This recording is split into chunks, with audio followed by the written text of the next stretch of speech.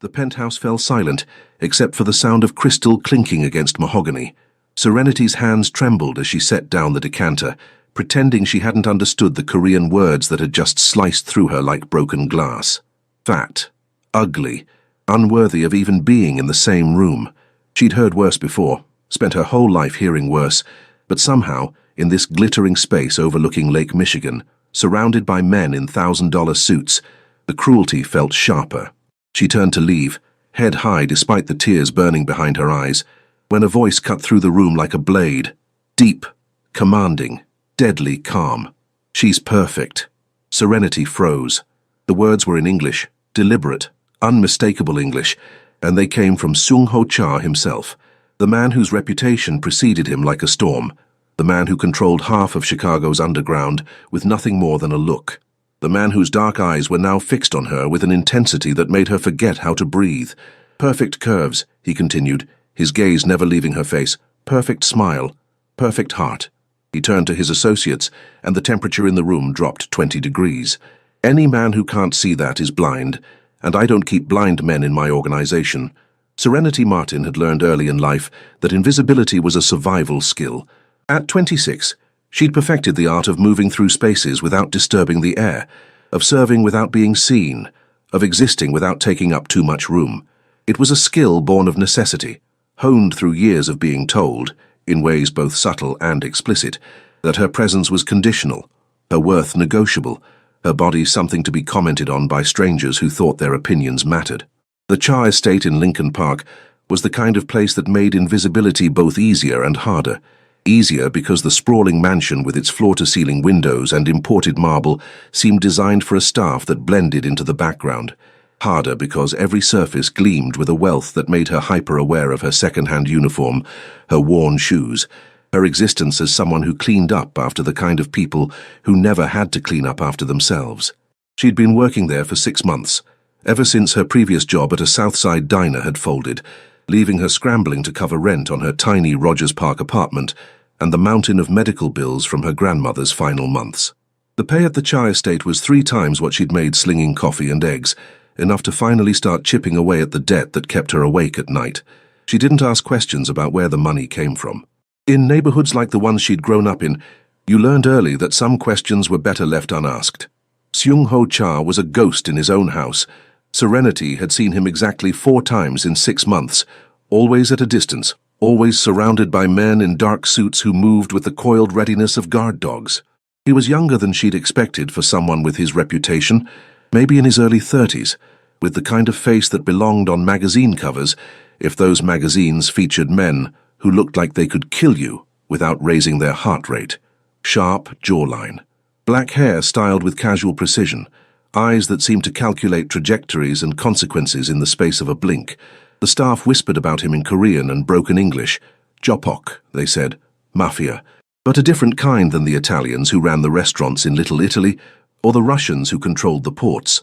The Korean underworld operated differently, quieter, more structured, bound by codes of loyalty and hierarchy that went back centuries. Serenity didn't care about any of that. She cared about her paycheck clearing every 2 weeks. She cared about staying out of the way. Today, staying out of the way meant preparing the main sitting room for what Mrs. Kim, the head housekeeper, had described as a private business meeting. Serenity polished surfaces that were already spotless, arranged bottles of whiskey that probably cost more than her monthly rent, and tried not to think about the fact that she'd skipped lunch again to save money. Her stomach growled, a low, insistent reminder that ramen for dinner 3 nights running wasn't actually a sustainable diet.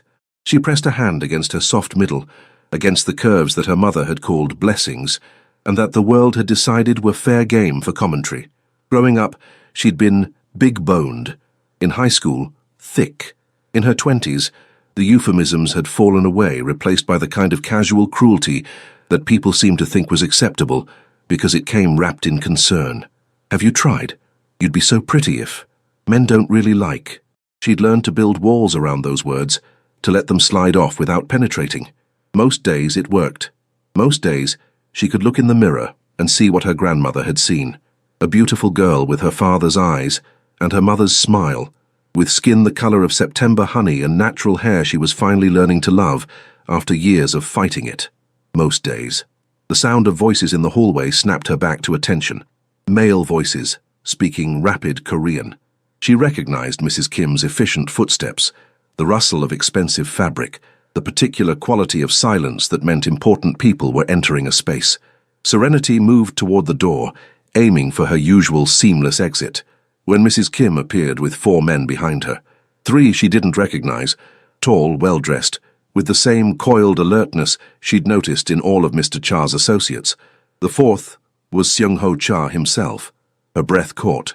She'd never been this close to him before, close enough to see the way his charcoal suit fit, like it had been designed specifically for his frame, close enough to notice the subtle tattoo that disappeared beneath his collar, a dragon's tail maybe, or something equally symbolic. Close enough to catch the scent of his cologne, something expensive and understated that made her think of cedar and cold nights.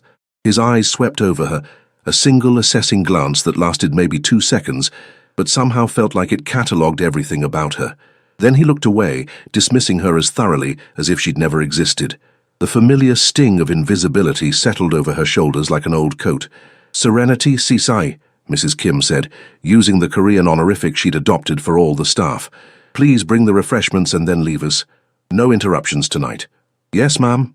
Serenity's voice came out steady, professional. Years of service work had taught her how to keep her face neutral, her tone appropriate, her personhood neatly tucked away where it wouldn't inconvenience anyone. She moved through the next 10 minutes on autopilot. Ice in crystal glasses, whiskey poured to exact measures, small plates of banchan, the Korean side dishes that Mrs. Kim prepared fresh each day, arranged on the low table near the leather sofas. The men settled into their seats, their conversation flowing in Korean as if she wasn't there. She caught maybe every 10th word. Her evening Korean lessons on a free language app were progressing slowly, but the basics were starting to stick. As she turned to leave, she heard one of the men say something that made the others laugh. She didn't catch the full sentence, but she caught enough. Tung tung han, chua han, fat, ugly. The words in Korean sounded almost pretty, like they could mean something lovely. But Serenity had learned enough to know better. She'd learned enough to recognize the tone, the sneering quality that transcended language. Her hand tightened on the tray she carried. She didn't turn around, didn't react, just kept walking with the same steady grace she'd perfected over years of swallowing things that wanted to come up as shouts or tears. Behind her, the laughter continued.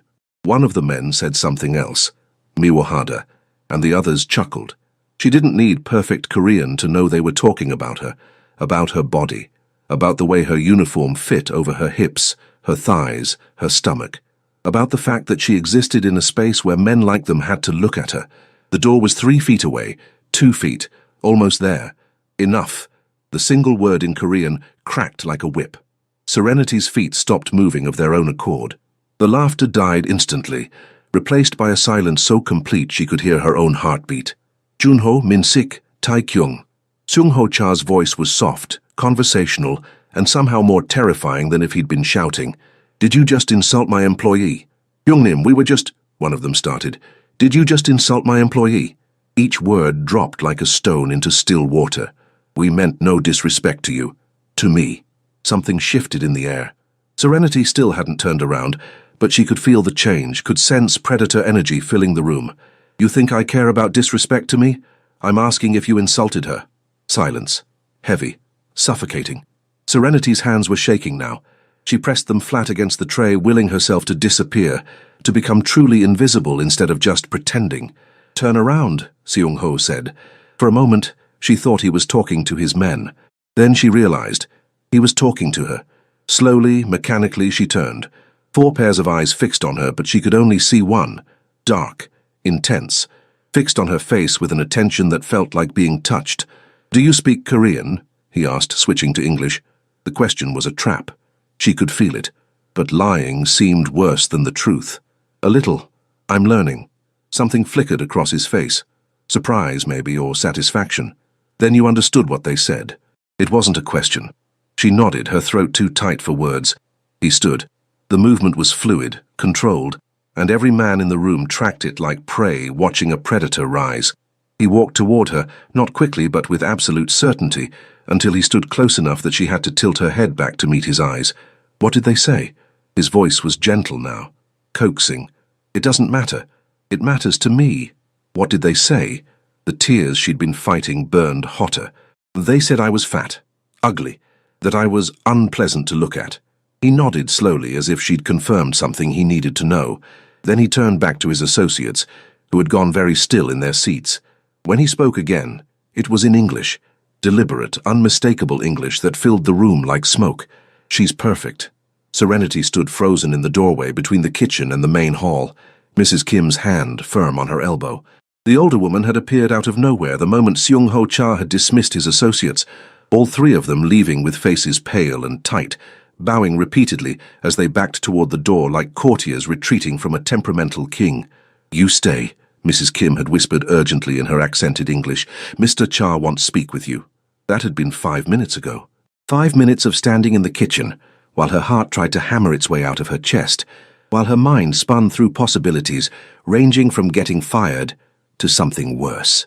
Men like Seung-ho Cha didn't defend random employees without wanting something in return. The math was simple and ugly. She was in debt, vulnerable, and he'd just established that he noticed her, that he'd been watching her. Perfect curves, perfect smile, perfect heart. The words should have felt like a gift. Instead, they felt like the first move in a game where she didn't know the rules. "Serenity, see?" Mrs. Kim's voice pulled her back. "You go now, and—" She paused, her weathered face softening slightly. "No worry. Mr. Cha he is good man. Dangerous man, yes, but good." Serenity wanted to ask how someone could be both dangerous and good, but Mrs. Kim was already steering her toward the sitting room, toward Seung-ho Cha, who stood with his back to the door, looking out at Lake Michigan through windows that turned the night into a canvas of reflected city lights. He'd removed his suit jacket, rolled up his sleeves. The gesture somehow made him look more dangerous rather than less, like he was preparing for something that required freedom of movement. "Mr. Cha?" Her voice came out smaller than she'd intended. "Mrs. Kim said you wanted to see me." He turned. Whatever she'd expected to see in his face, anger, calculation, the predatory assessment she'd learned to recognize in men who thought women like her were easy targets, none of it was there. Instead, he looked tired, and something else, something that might have been regret. "Sit." He gestured to one of the leather sofas. "I should really get back to—" "Sit, please." The please made it a request instead of an order, but they both knew it wasn't really optional. Serenity perched on the edge of the sofa, back straight, hands folded in her lap. Every instinct she'd developed over 26 years of navigating the world as a black woman told her to be careful, to be small, to say the right things, and get out as quickly as possible. Seung-ho sat across from her, forearms resting on his knees, close enough that she could see the details she'd missed earlier. The tattoo that disappeared under his collar was indeed a dragon. She could see the intricate scales on what looked like a claw wrapping around his collarbone. His hands were scarred across the knuckles, the kind of scars that came from impact with solid surfaces, or faces. "I owe you an apology," he said. Of all the things she'd expected, that wasn't one of them. "You— what?" "My associates were guests in my home. They disrespected you under my roof. That makes their behavior my responsibility." His English was perfect, barely accented, with the kind of precise grammar that suggested expensive international schools. "I apologize." Serenity stared at him. "You're apologizing to me." "Yes. You're Seung-ho Cha." The words came out before she could stop them. "You run. Everyone knows what you—" She stopped, realizing she was about to accuse her employer of running a criminal organization to his face. A smile tugged at the corner of his mouth, brief there and gone like a ghost. "Everyone knows what I do, yes, and yet you work in my house. Interesting. I need the job." The honesty surprised her, but lying seemed pointless. "The pay is good. The work is steady. I don't ask questions." "Smart." He studied her with those dark, calculating eyes. "Tell me something. Why are you learning Korean?" The shift in topic threw her. It seemed useful, since I work here, and I like languages. I took Spanish in high school and French on an app last year, and I like knowing how people communicate, how they think. How long have you been studying? 4 months, maybe 5. She felt defensive now, exposed. "I'm not very good yet, just basics." "You understood what they said tonight. That's more than basics." He leaned back slightly, that intense focus never wavering. Most people wouldn't have bothered. They'd have assumed no one here would speak to them anyway. Most people aren't trying to better themselves while cleaning other people's houses, she said, then immediately wanted to take it back. Too honest, too raw. I'm sorry, I shouldn't have. Don't apologize for having pride. His voice was sharp, but not unkind. You work hard. You're intelligent. You're trying to improve your situation. These are things to be proud of, not apologize for. Serenity didn't know what to do with that, with any of this.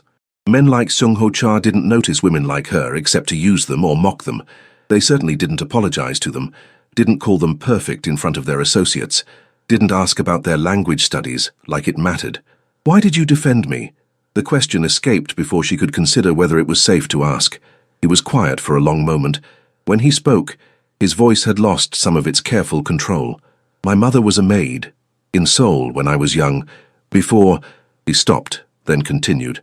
I remember men talking about her the way my associates talked about you tonight, like she wasn't human, like her body was public property for their commentary, like her existence was an inconvenience they had to endure. His jaw tightened. I was 7 years old and I couldn't do anything about it. I'm not 7 anymore. The words hung in the air between them, a piece of truth that felt too intimate for a conversation between an employer and his maid. Serenity felt something shift in her chest, a crack in the careful walls she'd built. I'm sorry, she said softly, about your mother. She's fine now, better than fine. A real smile this time, brief but genuine. She lives in a penthouse in Seoul and complains that I don't call her enough, but she remembers, we both remember. Silence settled over them, but it was different now, less heavy, more human. I should let you go, Sung-ho said finally, standing. It's late. But, Serenity, he waited until she looked at him. What I said tonight, I meant it. Every word. Her throat tightened. You don't even know me. I know enough. He moved toward the window, giving her space, giving her the door. I know you arrive 30 minutes early every day and leave 30 minutes late. I know you hum while you work. Old gospel songs, usually. I know you skip lunch most days and always make sure the kitchen staff eat before you do. I know you say thank you to people even when they can't hear you. I know... He stopped himself. I pay attention, Serenity. More than you realize. The revelation should have been creepy. Should have felt like surveillance, like the prelude to something predatory. Instead, it felt like being seen. Actually seen. Not as a body to comment on or a service to exploit, but as a person whose small kindnesses and quiet strength were worth noticing. I don't understand, she said honestly. Neither do I, he laughed, a short, surprised sound. Neither do I, but... He turned to face her again. I'd like to. Understand, I mean, if you're willing. Every warning bell she'd ever developed was ringing. This man was dangerous. Possibly literally dangerous, definitely dangerous in the way that power was always dangerous when it showed interest in you. She should say no. Should keep her walls up. Keep him at a distance. Keep this exactly what it was supposed to be. A job. I need this job, she said carefully. I can't afford to lose it. You won't. Regardless of your answer. He said it like a promise, and something in his tone made her believe him. This conversation never happened if you want it that way. You're a valued employee either way, but if you're asking whether I'm interested in knowing you beyond your work here... He paused. Yes, I am. Serenity stood, her legs less steady than she'd like. I need to think about it. Fair. He moved toward the door, opening it for her, a gesture of courtesy that felt almost absurd in the context. Take all the time you need. And Serenity. She paused in the doorway. Those men won't be returning to this house. Ever. What they said tonight was unacceptable. That's not negotiable. She nodded, not trusting her voice, and walked out into the hallway. Mrs. Kim was waiting, her expression carefully neutral, and guided her back to the kitchen without a word. It wasn't until Serenity was on the red line heading north, the city lights blurring past the train windows, that she let herself feel everything she'd been holding back. The shock, the confusion, the strange, dangerous flutter of something that felt almost like hope. Perfect curves, perfect smile, perfect heart. She pulled out her phone and opened her Korean learning app, but instead of starting a new lesson, she found herself searching for the phrase she'd heard him say, Hyung-nim. It meant something like respected older brother, a term of deep respect and hierarchy, the kind of term that meant his associates saw him as more than just a boss. They saw him as family. And he'd humiliated them for her. Serenity closed the app and stared at her reflection in the train window. Same face she'd always had. Same curves that had been the subject of commentary and criticism since puberty. Same body that the world had decided was fair game for judgment. But tonight, for the first time in longer than she could remember, she'd felt something different when someone looked at her. Not judgment, not dismissal, not even the aggressive overcompensation of men who fetishized her curves while simultaneously degrading her for having them. Tonight, Seung-ho Cha had looked at her like she was worth defending, like her dignity was worth protecting, like she was, in his words, perfect. The question was, what did he want in return? And more dangerously, what did she want? The train carried her north toward her tiny apartment, and Serenity sat with those questions, afraid of the answers, but more afraid of never asking. 3 days passed before Serenity saw Seung-ho again. 3 days of working her regular schedule, arriving early, staying late, maintaining the careful invisibility that had become second nature. But something had shifted. The other staff members watched her differently now, their expressions ranging from curiosity to poorly concealed envy. Mrs. Kim was kind but distant, as if unsure how to navigate whatever new dynamic had emerged, and Serenity couldn't stop thinking about him, about the conversation in the sitting room, about the way he'd looked at her, not through her, not past her, but directly at her like she was worth the attention, about his mother, a maid in Seoul, about the scars on his knuckles and the tiredness in his eyes when he'd said, "I know enough." She was polishing the brass railings on the main staircase when she heard his voice, speaking Korean, relaxed, followed by the rumble of a laugh. The sound made something in her chest tighten. She'd never heard him laugh before, hadn't known he could sound like that. Warm, unguarded, almost young. "Serenity." She turned. He stood at the base of the stairs, phone in hand, wearing dark jeans and a black Henley that made him look less like a crime lord and more like someone who might appear in a cologne commercial. Casual, approachable, still impossibly handsome in a way that made her hyper-aware of her yellowed work shirt and the fact that she'd pulled her hair back in a hasty bun that morning. "Mr. Cha." Her voice was steady, professional. "Is there something you need? I thought we could talk." He pocketed his phone. "If you have time." "I'm working. I'll clear it with Mrs. Kim, please." That word again, the one that transformed orders into requests. Just a few minutes. She followed him to his private office, a room she'd cleaned exactly twice in 6 months, both times under Mrs. Kim's watchful supervision. It was different than the rest of the house, less showpiece, more lived in. Books in Korean and English lined the walls, a desk scattered with papers. Photographs in frames that she'd never been allowed to examine closely. He gestured to a leather chair across from his desk. "Coffee? Tea?" "I'm fine." She sat, back straight, hands folded, armor firmly in place. Seung-ho leaned against his desk instead of sitting behind it, a casual pose that still somehow managed to convey authority. "You've been avoiding me. I've been working. You've been working in rooms I'm not in, taking breaks when you know I'll be home. It's been 3 days since our conversation, and you've managed not to be alone in the same space as me once." He said it without accusation, just stating facts. That takes planning. Serenity felt heat rise in her cheeks. "Maybe I just wanted time to think. Like you said I could. You can have all the time you need, but I don't want you to feel uncomfortable in your workplace. If I've crossed a line." "You haven't." The words came out more firmly than she'd intended. I don't know what you want from me, and I don't understand why you'd want anything at all. Why wouldn't I?" The question was so genuinely confused that it almost made her laugh. "Because I'm the maid. Because you're—" She gestured vaguely at him, at the office, at everything he represented. "You. Because people like you don't notice people like me except to—" She stopped herself. "Except to what?" His voice had gone very quiet. "It doesn't matter. It matters to me." He moved closer, not crowding her but reducing the distance between them. "Finish the sentence, Serenity." She took a breath. "Let it out. Except to use us, or mock us, or decide that our bodies are public property for commentary. You said it yourself. You remember men treating your mother that way. Well, I've been on the receiving end of that my entire life. So forgive me if I'm skeptical when someone like you suddenly decides I'm perfect." She made air quotes around the word, hating how bitter she sounded. Seung-ho was silent for a long moment. Then he did something unexpected. He moved to the chair next to hers instead of staying behind his desk, sitting beside her, not across from her. Equal height, equal ground. "You're right to be skeptical," he said quietly. "You're right to protect yourself. And you're right that I have power here, power that makes anything I say or do potentially coercive, whether I intend it or not. He turned to face her fully. But I need you to understand something. When I said you're perfect, I wasn't making a move. I wasn't setting up a transaction. I was stating a fact, because those men needed to understand that their behavior was unacceptable, and you needed to hear someone say out loud that their words were lies. Why do you care? Her voice cracked slightly. I'm nobody. I clean your house. I don't matter in your world. You matter in mine. The intensity in his voice made her breath catch. And for what it's worth, you're wrong. You're not nobody.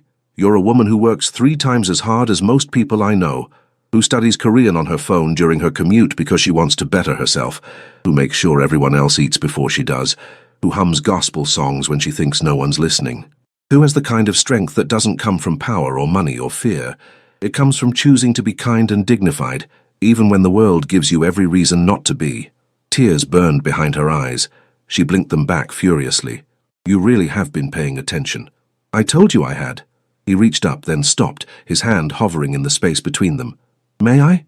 When she nodded, uncertain what she was agreeing to, he gently pushed a loose curl back from her face. His fingers barely brushed her cheek, a whisper of contact that somehow felt louder than words. You're beautiful, Serenity, not despite your curves or in spite of them, just beautiful, the kind that has nothing to do with fashion magazines or societal standards, and everything to do with who you are when you think no one's watching. She couldn't breathe, couldn't think. Her entire body was focused on the ghost of his touch, on the way he was looking at her like she was something precious, something worth protecting. I don't know how to do this, she whispered. Do what? Be seen like this, by someone like you. I don't know the rules. There are no rules. He drew his hand back slowly, giving her space even as everything in his expression said he didn't want to. Just honesty, that's all I'm asking for. Honesty about what you want, what you're comfortable with, what makes you feel safe. He paused. And for what it's worth, I don't know how to do this either. I don't do relationships, I don't let people in. My life is complicated and dangerous, and there are very good reasons why I keep my distance from people who aren't part of my world. Then why? Because you make me want to try. The confession came out raw, unpolished. Because for 6 months you've been the best part of my day. Watching you move through this house like you belong here even though you think you don't. Hearing you hum those songs. Seeing you be kind to people who don't even notice. You've become... He stopped, seemed to search for words. Important. You've become important. And I can't unknow that anymore. Serenity's hands were trembling. She pressed them flat against her thighs. This is crazy. You know that, right? This whole thing is crazy. Probably. A smile tugged at his mouth. That same brief ghost of an expression she'd seen before. But I've built my entire life on calculated risks. And you... His eyes locked on hers. You feel like the kind of risk worth taking. Before she could respond, his phone buzzed. Then again. And again. The sound was sharp, urgent. His expression shifted immediately, from open to guarded, from the man who'd just confessed to feeling something to the crime lord who controlled half of Chicago's underworld. He stood, checking his phone, and his jaw tightened. I have to go. There's a situation that needs my attention. Of course. Serenity stood too, smoothing her shirt with hands that weren't quite steady. I should get back to work anyway. Serenity. He caught her hand as she moved past him. His grip was firm, but not constraining, his thumb brushing across her knuckles. Think about what I said. Not the compliments. Anyone can give you compliments. Think about whether you want to know me. The real me, not just the reputation. Because if you do, if you're willing to take that risk... He brought her hand to his lips, pressed a kiss to her knuckles that felt like a brand. I promise I will never make you regret it. Then he was gone, moving with the kind of fluid purpose that reminded her exactly who and what he was. Serenity stood in his office, her hand still tingling from his touch, her mind spinning. The real him. As if she had any idea who that was. As if the man who'd just kissed her hand was the same man whose associates called him Hyung Nim with fear and respect. As if... Her phone buzzed. A text from an unknown number. Dinner tonight? If you're free. If you want. No pressure. Sean. She stared at the message. At the name. Sean. Not Mr. Cha. Not Seung-ho. Sean. The American nickname he probably used with friends, with people he trusted. An invitation to step across some invisible line from employee to something else. Something undefined and terrifying. and impossibly tempting. Her fingers hovered over the keyboard. Every logical bone in her body screamed to say no, to maintain boundaries, to protect herself from whatever this was turning into. But she'd spent her whole life playing it safe, being invisible, taking no risks. And where had that gotten her? Alone, in debt, working herself to exhaustion while the world told her she wasn't enough. Shung Ho Cha had looked at her and seen someone worth defending, worth knowing, worth taking a risk for. Maybe it was time she took one too. She typed a response. What time? The restaurant was tucked into a side street in Chinatown, the kind of place you'd walk past without noticing unless you knew it was there. No sign in English, just red lanterns and a door that looked like it led to someone's private residence. Serenity stood on the sidewalk, second-guessing every decision that had led her here, when the door opened and Sung Ho appeared. He'd changed from the casual clothes she'd seen him in earlier. Now he wore dark slacks and a crisp white dress shirt with the sleeves rolled to his elbows, the dragon tattoo on his neck, visible above his collar. He looked like sin wrapped in expensive cotton, and Serenity was suddenly hyper-aware of her own outfit, a simple black dress that had seemed appropriate when she'd put it on, but now felt cheap and ill-fitting. You came. His relief was visible, genuine. I wasn't sure you would. I almost didn't. Honesty. He'd asked for honesty. This still feels like a terrible idea. Probably is. He offered his arm, an old-fashioned gesture that should have felt ridiculous, but somehow didn't. But I promised you good food and better conversation. At least let me deliver on the first before you decide to run. The interior of the restaurant was small, intimate, with perhaps 6 tables total, all empty except for one in the back corner, where a middle-aged woman sat reviewing papers. She looked up as they entered, said something in rapid Korean, and Seung Ho responded in the same language. Whatever he said made her laugh and look at Serenity with undisguised interest.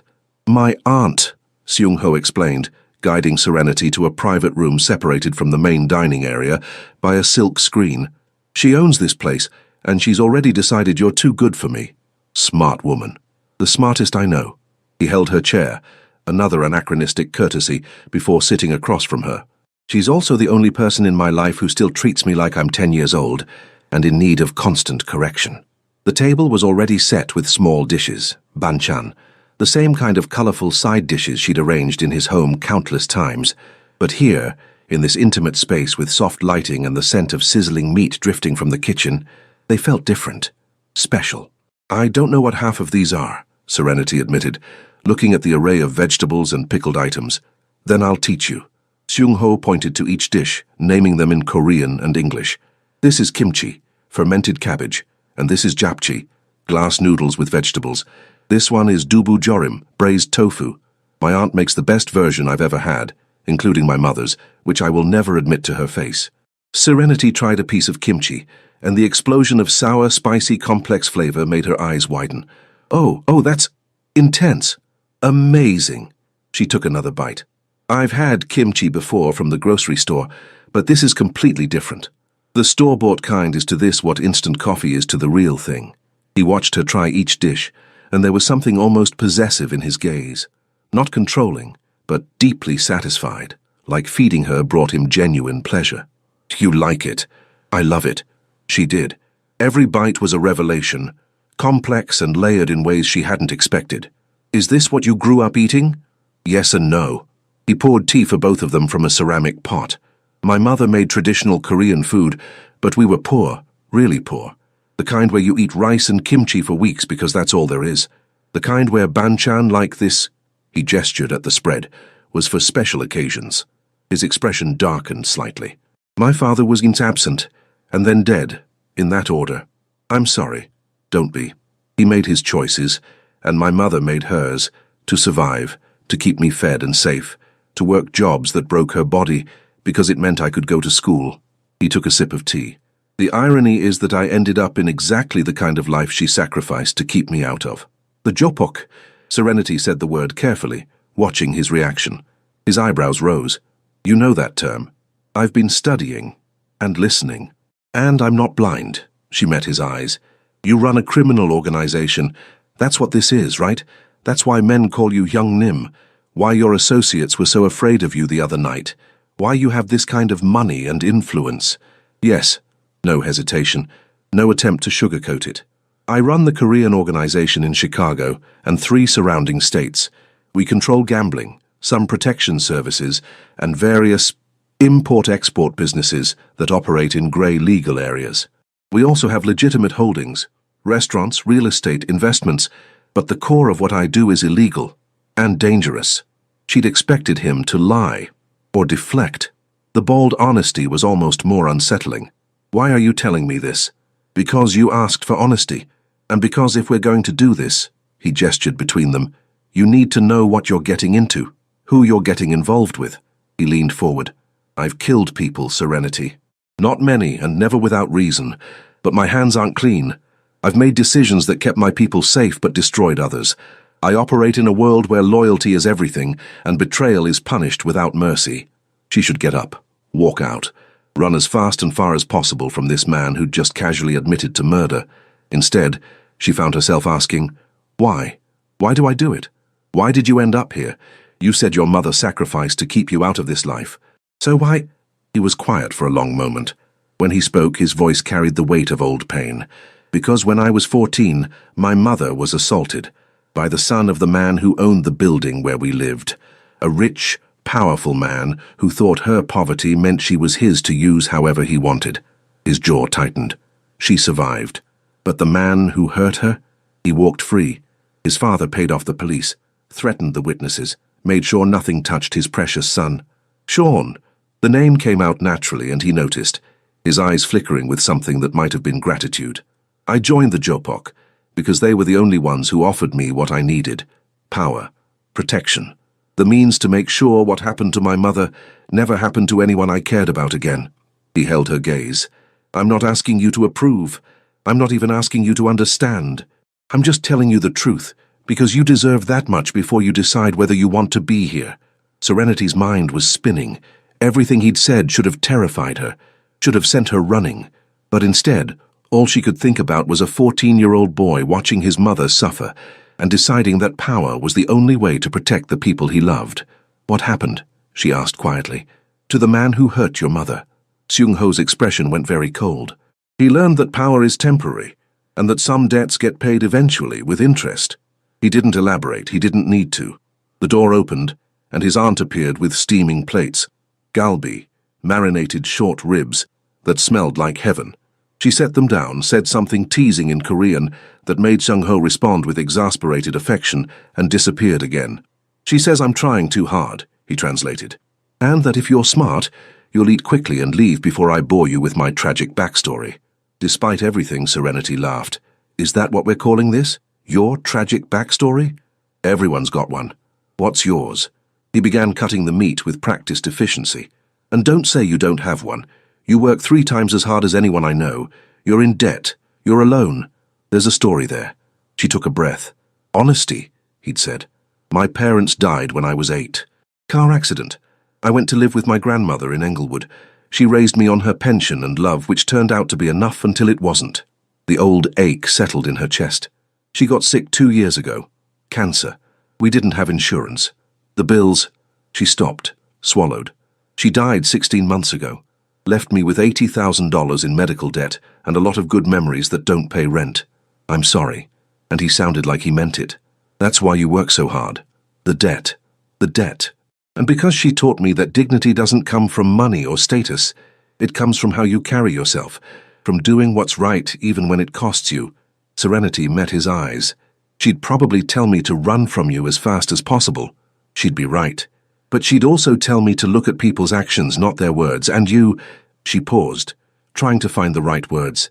You defended me. You've been kind to me. You're honest about who you are instead of pretending to be something else.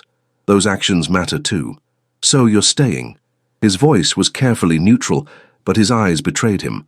Hopeful, vulnerable, wanting. I'm staying. For dinner, at least. She smiled slightly. The food's too good to walk away from. Just the food. Maybe not just the food. They ate, and Serenity learned that Seung-ho was funny when he relaxed.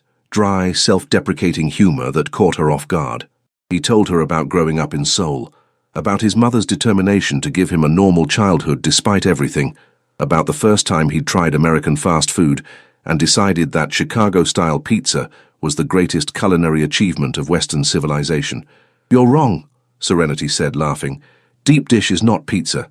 It's a casserole pretending to be pizza. Blasphemy. We're in Chicago. You're legally required to defend deep dish. I grew up on thin crust from the South Side. Don't tell me about Chicago pizza." He grinned, a real unguarded expression that transformed his face. "There it is, the passion. I was wondering when you'd stop being so careful with me." "I'm still being careful." "I know, but maybe a little less than before." He reached across the table, and when she didn't pull away, he took her hand. His thumb traced circles on her palm, a gentle, hypnotic motion. "I like this. You being here. Being yourself with me. I'm not sure I know how to be anything else." But that wasn't quite true. She'd spent so long being invisible, being small, that she'd forgotten how to take up space, how to laugh without apologizing for the sound, how to exist without constantly calculating whether she was being too much or not enough. With Seung-ho, she didn't feel like she had to calculate. She just felt seen. The door opened again and a man appeared, one of Seung-ho's associates, his face tight with urgency. He spoke rapid Korean, and Serenity caught only fragments. Problem. Territory. Now. Seung-ho's expression shifted instantly. "I have to go. There's a situation." "I understand." She did. This was his reality, his world. "Go." He stood but didn't release her hand. "This isn't how I wanted tonight to end. It's not ended, just paused." She squeezed his fingers. "Go do what you need to do. I'll get home safe. June will drive you." He gestured to the man in the doorway. "Don't argue, it's late, and I'll worry if I don't know you're safe." "Bossy." Concerned. He lifted her hand to his lips again. That same gesture from earlier, but this time lingering. "Thank you for staying, for trying, for—" He stopped, shook his head. "Just thank you." Then he was gone, moving with that fluid, purposeful stride. John, the associate, waited patiently by the door, his expression carefully blank. Serenity gathered her things, said goodbye to Seung-ho's aunt, and followed Jun to a sleek black car that probably cost more than she'd earn in 5 years. The drive back to her apartment was silent, professional. June didn't speak, and she didn't try to make conversation. When they pulled up to her building, a shabby 3-story walk-up in Rogers Park, Jun said something in heavily accented English. "Mr. Cha say you call. If need anything. Any time. Thank you." She climbed the stairs to her second-floor apartment, unlocked the 3 deadbolts she'd installed herself, and stood in her tiny studio that smelled faintly of mildew and the Indian food from the restaurant downstairs. This was her world. Cramped, modest, safe. Seung-ho's world was power and danger, and men who appeared in doorways speaking urgent Korean. It was criminal organizations and calculated violence, and a life where situations required immediate attention. They were impossible. Everything about this was impossible. Her phone buzzed. "Home safe?" She smiled despite herself. "Yes. Thank you for dinner. And the honesty. Thank you for staying. For listening. For giving me a chance I probably don't deserve. You deserve more than you think." The typing indicator appeared. Disappeared. Appeared again. "Can I see you tomorrow?" Not at the house. Somewhere else. Somewhere that's just us. She should say no. Should establish boundaries. Should protect herself from whatever this was becoming. Instead, she typed, "Yes." The Chicago Botanic Garden was a world away from both the Lincoln Park estate and Serenity's cramped apartment, 382 acres of cultivated beauty in the northern suburbs, far enough from the city that it felt like stepping into a different reality. Seung-ho had suggested it with the kind of casual certainty that said he'd given this thought, that he'd chosen a place where they could be just 2 people instead of a crime boss and his maid. Serenity spotted him near the Japanese garden, and for a moment she just watched. He was dressed casually again, dark jeans, a grey Henley, sunglasses that he pushed up onto his head when he saw her approaching. He looked younger like this, less dangerous, though she was learning that the danger was always there, just hidden beneath the surface, like the dragon tattoo that disappeared under his collar. "You found it," he said by way of greeting. "GPS is a wonderful thing." She fell into step beside him as they started down a winding path bordered by late-season flowers. "I've never been here before. It's beautiful. My mother loves gardens. When she visited last year, we spent a whole day here. She said it reminded her of parks in Seoul." He glanced at her. "I thought you might like it too." "Because I'm into nature and gardens?" She was teasing, and he caught it, that brief smile appearing. Because you deserve beauty and quiet and a few hours where you're not working yourself to exhaustion or worrying about bills or being anyone other than who you want to be. The words settled over her like a blanket. You really do pay attention. I told you I did. They walked in comfortable silence for a few minutes before he spoke again. Last night after I left, did you regret staying? No. She surprised herself with how quickly the answer came. I thought I would. Thought I'd go home and panic about everything you told me, about what this might become, but I didn't. She searched for words. I felt like I finally met you. The real you. Not Mr. Char, the crime boss, or Sean, the employer. Just you. And I liked what I met. His hand found hers, fingers interlacing. The gesture felt natural, inevitable. I'm going to tell you something that's going to sound insane. More insane than admitting you run a criminal organization on our first date. Much more insane than that. He stopped walking, turned to face her. I've been thinking about you for months, since the first week you started working at the house.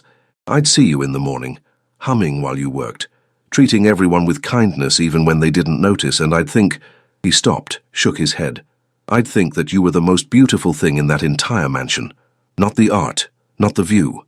You. Serenity's breath caught. Sean, let me finish, please. His grip on her hand tightened slightly. I've built my entire life on control, on calculated decisions, on never letting emotion override strategy. And then you walked into my home and completely destroyed all of that. You made me want things I'd convinced myself I couldn't have. A normal conversation, a dinner without business, someone who sees me instead of what I represent. I do see you. She reached up with her free hand, touched his face, a bold gesture that felt right despite everything. I see someone who protects his people, who loves his mother, who pays attention to the maid humming in his hallway, who built something powerful from nothing because he wanted to protect the people he cares about. You make me sound better than I am. I don't think I do. She let her thumb brush across his cheekbone. I think you're exactly who you are, complicated and dangerous and kind all at once, and I think... She paused, gathering courage. I think I want to know all of it, the good and the bad and everything in between. He kissed her. It wasn't tentative or asking permission. It was claiming, possessive, the kind of kiss that said mine without words. His hands came up to frame her face, tilting her head back, and Serenity melted into him with a soft sound that was part surprise and part relief. When they broke apart, she was breathless. That was perfect. He rested his forehead against hers. You're perfect, Serenity. Every curve, every smile, every moment of strength when the world tries to tell you you're not enough. You're perfect, and anyone who can't see that is blind. The words from that night. The words he'd said in front of his associates.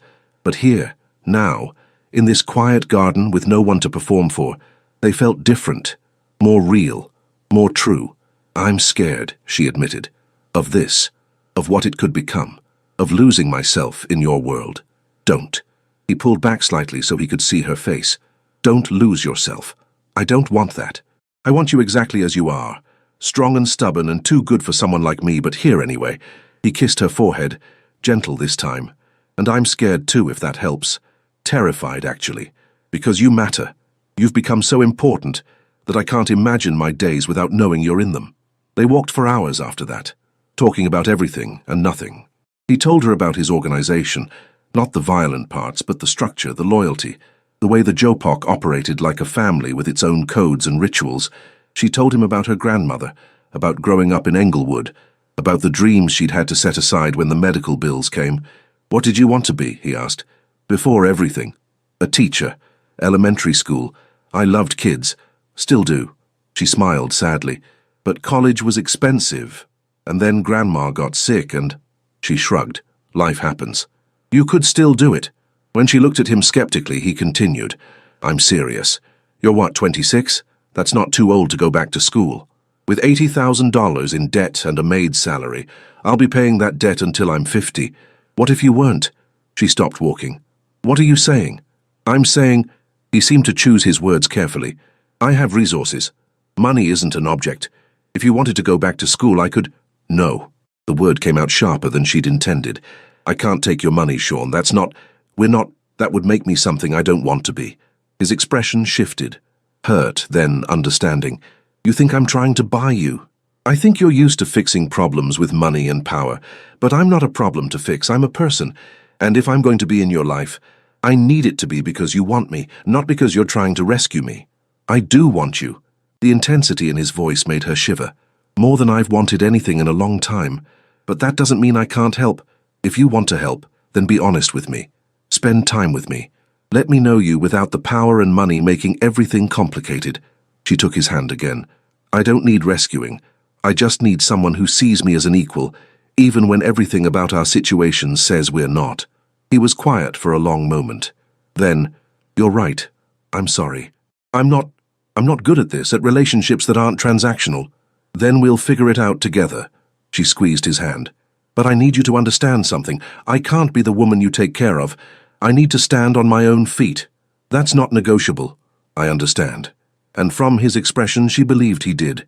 But if you ever change your mind, about school, about anything, the offer stands, not as a transaction, as someone who cares about you and wants to see you happy.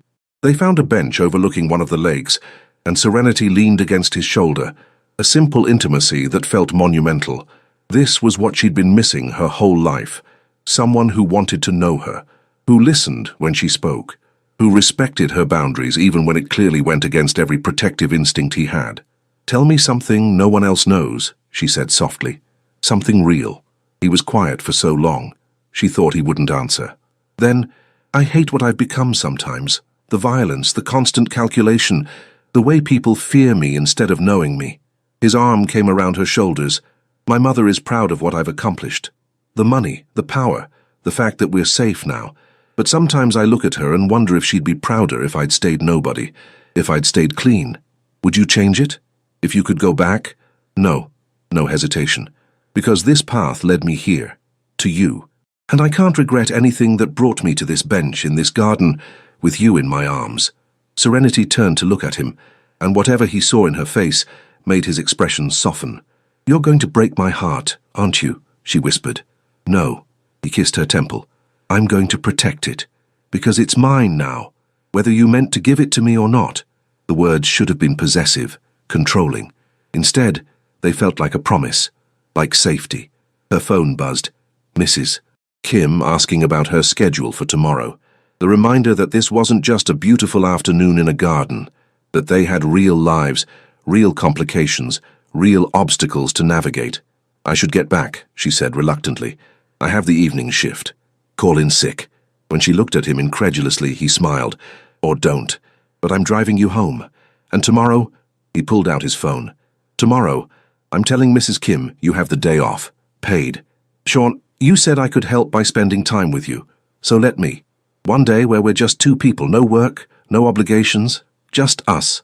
His eyes met hers. Please. She should say no, should maintain some semblance of boundaries. But looking at him, at this dangerous, powerful man who'd somehow become vulnerable in her presence, she couldn't, didn't want to. One day, she agreed. But I'm choosing what we do. Deal. He stood, pulled her up with him. Where are we going? Back to the south side. I want to show you my world.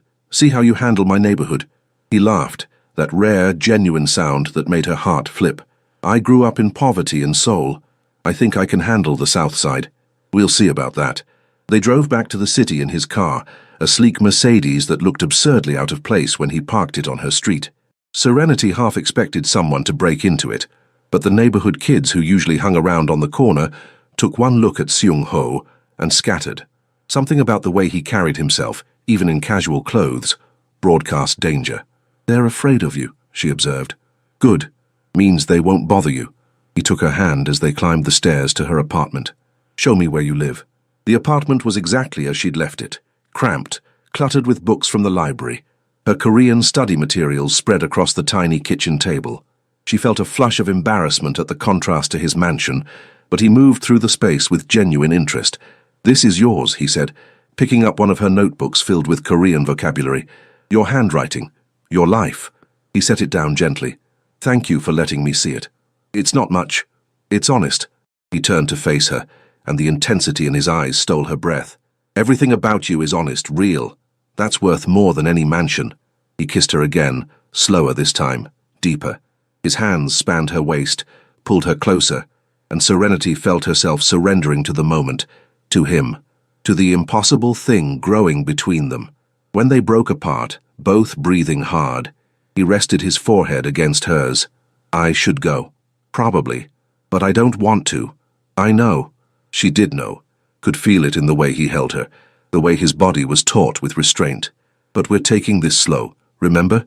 Slow, he repeated, like he was trying to convince himself. Right. Slow. He stepped back, putting space between them. Tomorrow, 10 a.m., I'll pick you up. Where are we going? You said you're choosing. So, where are we going? She grinned. Harold's Chicken. Best chicken in Chicago. And I want to see how a crime boss handles a South Side institution. He laughed. You're trying to test me. Maybe a little. After he left, Serenity stood in her apartment, still feeling the ghost of his touch, the memory of his kiss. Her phone buzzed with a text. Thank you for today, for trusting me, for being exactly who you are. Sleep well, beautiful, she typed back. Thank you for seeing me. His response was immediate, always, and somehow she believed him. Years had passed since that autumn day in the Botanic Garden, and the world had transformed in ways Serenity couldn't have imagined.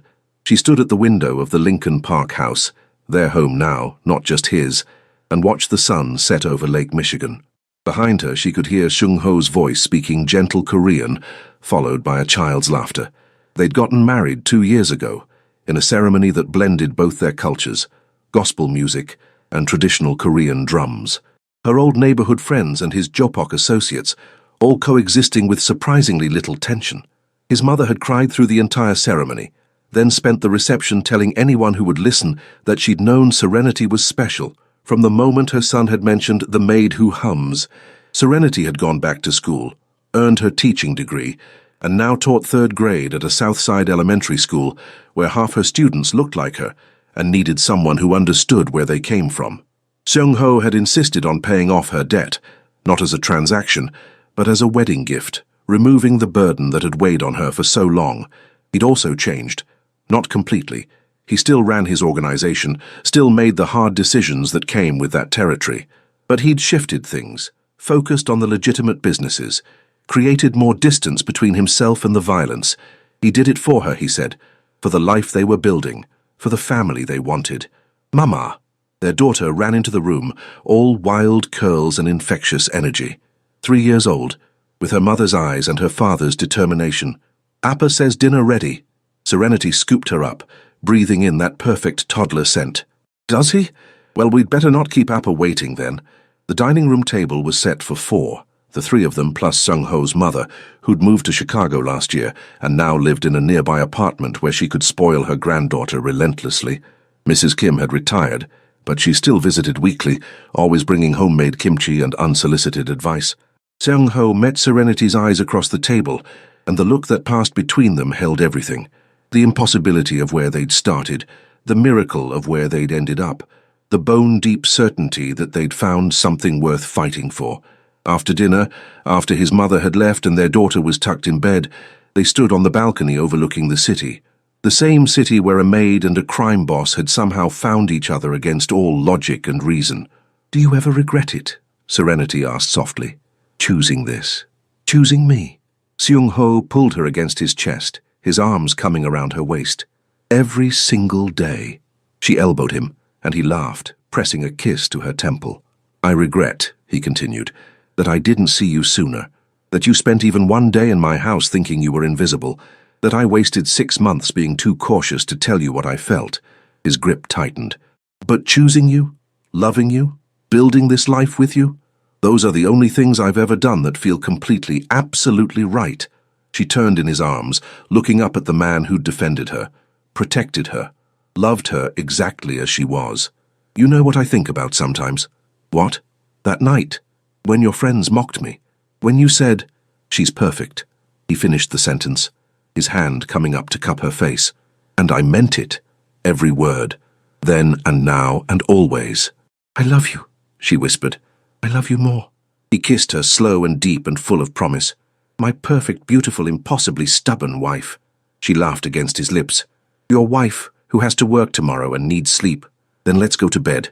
He took her hand, lacing their fingers together the way he'd done that first day in the garden. But for the record, I'm never going to stop telling you you're perfect. You're stuck with that. I think I can live with it.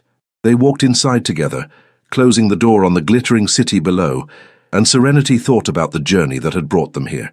From invisibility to being seen, from isolation to family, from believing she wasn't enough to knowing that she was everything. Perfect curves, perfect smile, perfect heart, and most importantly, perfectly loved.